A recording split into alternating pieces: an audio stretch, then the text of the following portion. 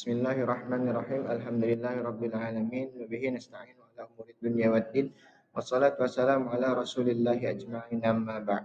Perkenalkan, nama saya Ahmad Rafaul Khuluqi dengan NIM 306240012 dari program studi Ilmu Hadis Fakultas Usuluddin dan Studi Agama. Jadi kali ini saya akan menyampaikan mengenai pengertian dari tasyawur dan tasdik di dalam ilmu mantik. Baik, sebelum memasuki inti pembahasan, pertama terlebih dahulu saya akan menyampaikan mengenai pembagian ilmu menurut para ulama mantik.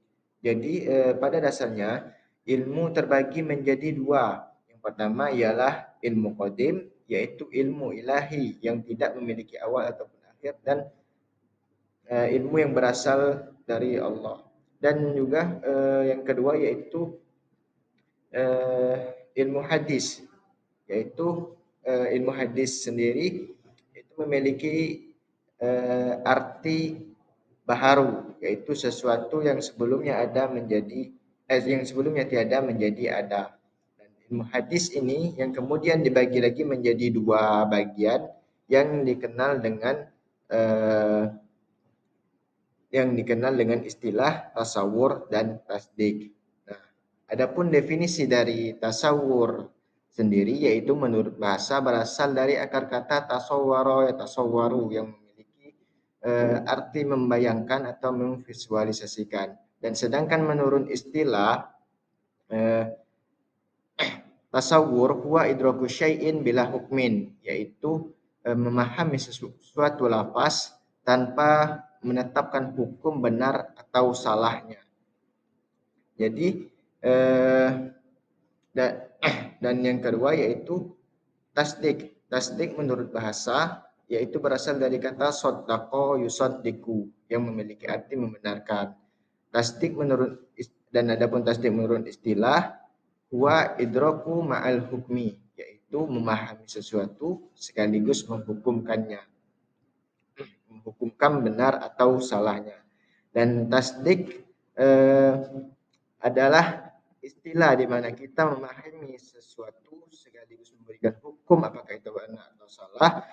Dan juga para ulama sepakat bahwasanya seseorang tidak bisa menghukumi sesuatu tanpa memahami terlebih dahulu maksud dari sesuatu tersebut. Selanjutnya kita memasuki ke dalam pembagian tasawur. Jadi tasawur itu terbagi lagi menjadi dua. Yang pertama yaitu tasawur doruri dan yang kedua yaitu tasawur nazori. Tasawur doruri ialah la yahtaju ila ta'ammul, yaitu tidak mengharuskan kita untuk berfikir. Jadi artinya ketika disebutkan sesuatu atau suatu istilah kepada kita, itu langsung terlintas di pikiran kita tanpa terlebih dahulu kita memikirkannya. Contohnya misal apabila seseorang mengatakan ice coffee misal, maka akan langsung terlintas dalam pikiran kita ice coffee, wujud dari ice coffee tersebut. Namun jika seseorang mengatakan ice coffee itu adalah kopi yang dicampur dengan es batu, maka hal tersebut akan membuat kita terlebih dahulu memikirkannya. Dan inilah yang dikenal dengan tasawur nazori, yaitu tasawur yang mengharuskan kita untuk berpikir terlebih dahulu untuk memahami sesuatu. Dan terdapat perbedaan pandang ulama dalam hal ini. Ada yang sebagian mengatakan tasawur itu hanya doruri, tidak ada nazori di dalam tasawur.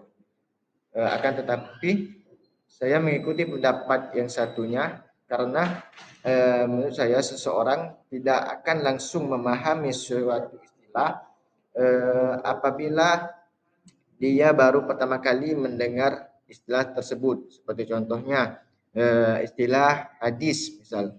Orang yang tidak mengetahui definisi dari hadis maka tidak akan sampai dalam pikirannya maksud dari istilah tersebut sehingga dia perlu memikirkannya terlebih dahulu. Dan selanjutnya yaitu pembagian tasdik, sama halnya dengan tasawur. Tasdik juga terbagi ke dalam dua bagian, yaitu doruri dan nazori, yaitu tasdik yang tidak mengharuskan berpikir dan tasdik yang mengharuskan kita untuk berpikir. Contoh, jika dikatakan bahwasanya es kopi itu rasanya dingin dan pahit. Kemudian kita membenarkan bahwasanya es kopi itu dingin dan pahit. Maka itu disebut dengan tasdik doruri. Karena kita bukan hanya langsung memikirkannya, namun juga langsung membenarkan apa adanya, langsung mendatangkan hukumnya, yaitu memang benar bahwasanya es kopi itu rasanya pahit dan dingin begitu. Namun di sisi lain, seseorang tidak akan langsung menghukumi sesuatu apabila dia tidak memahami maksud dari suatu istilah tersebut. Dan inilah yang dikenal dengan tasdik nazari. Nah, contohnya apabila seseorang mengatakan, misal apabila seseorang mengatakan suatu hadis, bahwasanya hadis ini adalah hadis dhaif, maka kita tidak bisa langsung membenarkan sebelum kita terlebih dahulu mengkaji atau meneliti hadis tersebut. Dan setelah kita mengkaji dan meneliti hadis tersebut, baru kita dapat memberikan hukum bahwasanya memang benar hadis tersebut dhaif atau salah begitu. Nah, contoh ini juga merupakan salah satu contoh penerapan tasawur dan tasdik di dalam ilmu yang lain begitu. Dan jadi kesimpulannya adalah tasawur dan tasdik itu merupakan langkah awal kita untuk berpikir kritis. Tasawur itu membantu kita untuk memahami suatu konsep secara jelas sebelum menilai apapun. Sedangkan tasdik mengarahkan kita untuk memberi penilaian secara tepat setelah kita memahami konsep tersebut. Keduanya membuat proses berpikir kita lebih terarah, tidak terburu-buru. Dengan memadukan tasyahud dan tasdik, seseorang dapat membangun pola pikir yang lebih matang dan mampu melihat persoalan-persoalan secara lebih jelas begitu. Mungkin hanya itu yang dapat saya sampaikan mengenai tasawur dan tasdik ini. Demikian, wassalamualaikum warahmatullahi wabarakatuh.